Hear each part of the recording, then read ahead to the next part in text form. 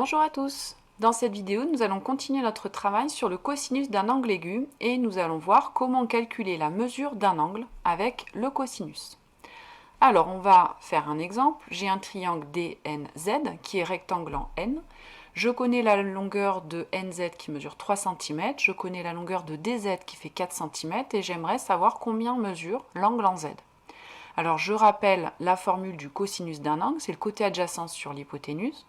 Pourquoi est-ce qu'on a le droit d'utiliser ici le cosinus? Tout simplement, le triangle est rectangle. Donc, à partir du moment où un triangle est rectangle, je peux utiliser le cosinus.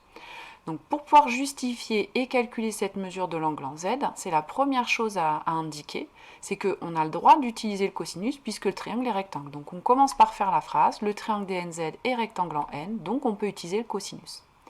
Maintenant, on va écrire la formule du cosinus dans ce triangle-là. C'est-à-dire, je vais indiquer le nom de l'angle en utilisant les lettres de la figure, qui est le côté adjacent, en utilisant pareil les lettres de la figure, et pareil, qui est l'hypoténuse. Donc, si je regarde l'angle en Z, ici, première chose, je peux identifier l'hypoténuse. L'hypoténuse, vous savez le reconnaître, c'est le plus grand des trois côtés, celui qui est en face de l'angle droit. Ici, l'hypoténuse, c'est DZ.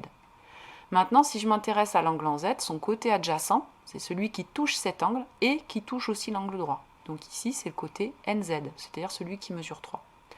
Autrement dit, il va falloir que j'identifie le côté adjacent en Z, c'est donc le côté NZ. L'hypoténuse, on a identifié c'est DZ. Je peux donc écrire la formule que le cosinus de NZD, c'est-à-dire bien l'angle en Z, je mets bien le Z au milieu, c'est le côté adjacent, NZ, sur l'hypoténuse, ici ZD. Une fois que j'ai écrit cette formule, je vais pouvoir remplacer avec les données que je connais. C'est-à-dire NZ mesure 3 et ZD mesure 4. Donc je remplace le cosinus de l'angle NZD, c'est égal à 3/4.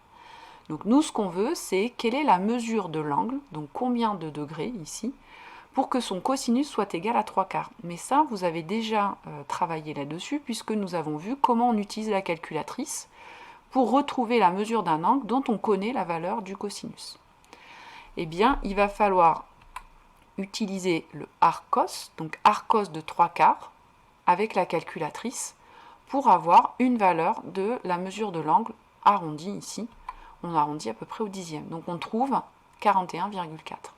Donc la mesure de l'angle en Z, elle fait à peu près 41,4 degrés, si j'arrondis au dixième, en calculant arcos de 3/4. Donc là, ce qui est important, c'est de faire la phrase, pour justifier qu'on a le droit d'utiliser le cosinus, d'écrire la formule en utilisant les lettres de la figure, remplacer par les valeurs et indiquer comment on calcule la mesure de l'angle. Pour calculer une mesure d'un angle, on va faire arcos du quotient ici que l'on a calculé. Alors, vous remarquez qu'on ne cherche pas à calculer 3/4, même si je sais que ça fait 0,75. En fait, ce n'est pas la peine d'essayer de trouver la valeur décimale. Là, ça tombe juste, mais la plupart du temps, vous n'aurez pas de valeur exacte. Donc, ça ne sert à rien de donner un arrondi de cette valeur. Vous pouvez directement retaper le quotient. Et vous avez du coup la valeur ici de l'angle. Voilà, on met en valeur sa réponse. Et on a terminé la justification. Voilà, cette vidéo est terminée. Vous avez appris à calculer la mesure d'un angle en utilisant le cosinus.